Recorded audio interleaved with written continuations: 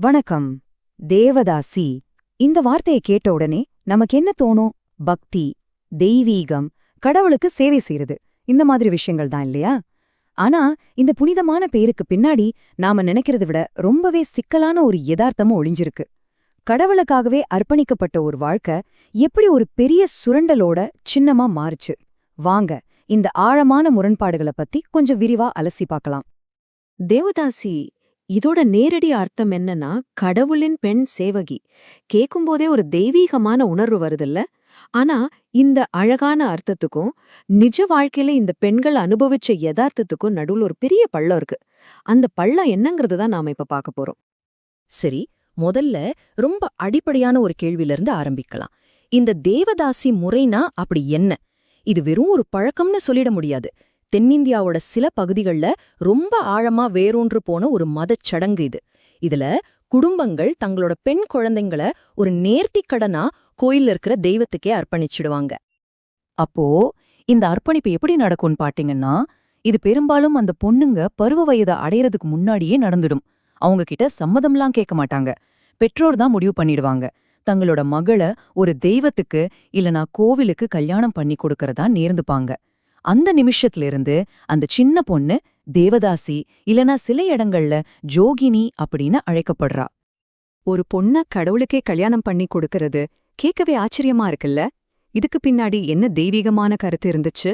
ஏன் இந்த முறைக்கு ஒரு புனிதமான அந்தஸ்து கொடுக்கப்பட்டுச்சு? வாங்க அத கொஞ்சம் ஆழமா பார்க்கலாம்.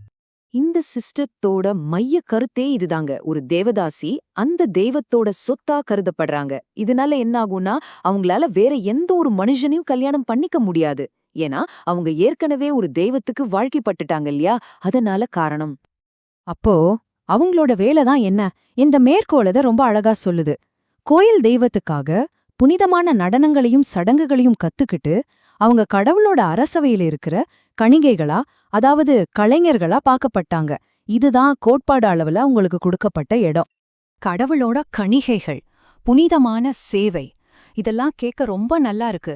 ஆனா நிஜத்துல இந்த சேவை யாருக்காக செய்யப்பட்டுச்சு? இந்த இடத்துல தான் இந்த சிஸ்டமோட புனிதமான முகமூடி மெல்ல மெல்ல கிழிய ஆரம்பிக்குது. திரும்பவும் ஞாபகப்படுத்துறேன், தியரிப்படி ஒரு தேவதாசி கடவுளுக்கு மட்டும்தான் சொந்தம். ஆனா யதார்த்தம் அது முற்றிலும் வேற. கடவுளின் சேவகி, ஆனா ஊருக்கே மனைவி. யோசிச்சு பாருங்க, இந்த ஒரு வரியில எவ்ளோ பெரிய முரண்பாடு இருக்குன்னு. இது ஒன்னே போதும் இந்த மொத்த சிஸ்டத்தோட கசப்பான உண்மையை புரிஞ்சுக்க. அதாவது பேருக்கு தான் அவங்க கடவுளுக்கு சொந்தம், ஆனா உண்மையில அந்த ஊர்ல இருக்கிற அதிகாரம் படைச்ச ஆண்களுக்கு தான் அவங்க சொந்தமாக்க கேட்டாங்க. இது எப்படி சாத்தியமாச்சு? இங்கதான் மதத்தோட பேர்ல ஒரு தந்திரமான நியாயப்படுத்தல் நடக்குது. சமுதாயத்துல இருக்கிற சக்தி வாய்ந்த ஆண்களுக்கு பாலியல் ரீதியா சேவை செய்யறது ஒரு மத கடமையாவே மாத்தப்பட்டுச்சு. ஆமாங்க, ஆண்களுக்கு செய்யற சேவை கடவுளுக்கே செய்யற சேவைக்கு சமம்னு சொல்லி இந்த சுரண்டல புனிதப்படுத்தினாங்க. அப்போ இந்த சேவையெல்லாம் யாருக்கு கிடைச்சது? பாத்தீங்கன்னா பூசாரிகள், கோயில்ல தங்கியிருக்கிறவங்க, ஜமீன்தார்கள்னு சொல்லப்படுற பெரிய நிலச்சுவாந்தார்கள், அப்புறம் ஊர்ல பணமும் அதிகாரமும் வச்சிருந்த மேல் ஜாதி ஆண்கள். சுருக்கமா சொல்லணும்னா அதிகாரம் யார் கையில இருந்துச்சோ அவங்களுக்கெல்லாம் இந்த சேவை கிடைச்சது. இது ஒரு அப்பட்டமான அதிகார துஷ்பிரயோகம். ஒரு பொண்ணுக்கு இந்த வாழ்க்கை பிடிக்கலன்னா அவளால இதுல இருந்து வெளியே வர முடியாதா அப்படின்னு கேட்டா துரதிர்ஷ்டவசமா முடியாது. இந்த அமைப்பு ஒரு சிக்கலான வலை மாதிரி பின்னப்பட்டிருந்துச்சு. அதுல இருந்து தப்பிக்கிறதுங்கிறது கிட்டத்தட்ட முடியாத காரியம்.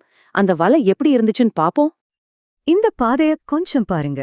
இது ஒரு தப்பிக்கவே முடியாத பாதை. ஸ்டெப் 1 பெத்தவங்களே அர்ப்பணிச்சிடுறாங்க. ஸ்டெப் 2 தெய்வத்து கூட கல்யாணம். இதனால அவளோட உண்மையான திருமண உரிமை பறிப்போயிடுது. ஸ்டெப் 3 வாழ்க்கை முழுக்க சேவை செய்யணும்னு கட்டாயப்படுத்தப்படுறா. மீறி தப்பிக்க நினைச்சா ஸ்டெப் 4 இந்த சமூகம் அவளை ஏத்துக்காது. பாத்தீங்களா, ஒவ்வொரு படியும் அவளை இன்னும் ஆழமா அந்த சிறைக்குள்ள தள்ளுது. தப்பிக்க வழியே இல்ல. ஒரு தடவை ஒரு பொண்ணு அர்ப்பணிச்சுட்டாங்கன்னா அது அவளோட ஆயுஸ்க்கும் தொடரும். அவளுக்கு வெளியே வர எந்த வழியுமே கிடையாது. மீறி முயற்சி செஞ்சா அவளை சுத்தி இருக்கிற சமூகமே அவளை ஒதுக்கி வச்சிடும். அது மரணத்தை விட ஒரு கொடூரமான தண்டனை இல்லையா?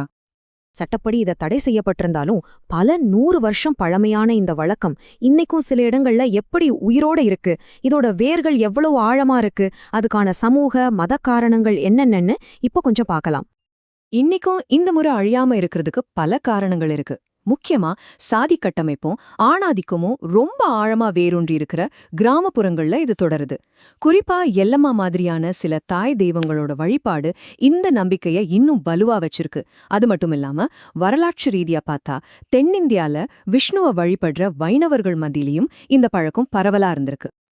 நாம இவ்ளோ நேரம் பார்த்தத சுருக்கமா ஒரே வரியில சொல்லணும்னா, இது மத பக்திங்கிற பேர்ல பெண்களோட வாழ்நாள் முழுசையும் சுரண்டறத நியாயப்படுத்துறதுக்காக உருவாக்கப்பட்ட ஒரு அமைப்பு. இதுதான் இதோட மொத்த சாராம்சம். கடைசியா உங்களை யோசிக்க வைக்கிற ஒரு கேள்வியோட நான் முடிச்சுக்கிறேன். ஒரு சமூகத்தை கட்டுப்படுத்துறதுக்கு அதோட பாரம்பரியமும் பழக்க வழக்கங்களும் எவ்வளவு சக்தி வாய்ந்த கருவிகளா பயன்படுது. தேவதாசி முறைங்கிறது இதுக்கு ஒரு உதாரணம், அவ்வளவுதான். இதே மாதிரி வேற என்னென்ன மரபுகள் நம்மள சுத்தி இருக்கு கொஞ்சம் யோசிச்சு பாருங்க. நன்றி.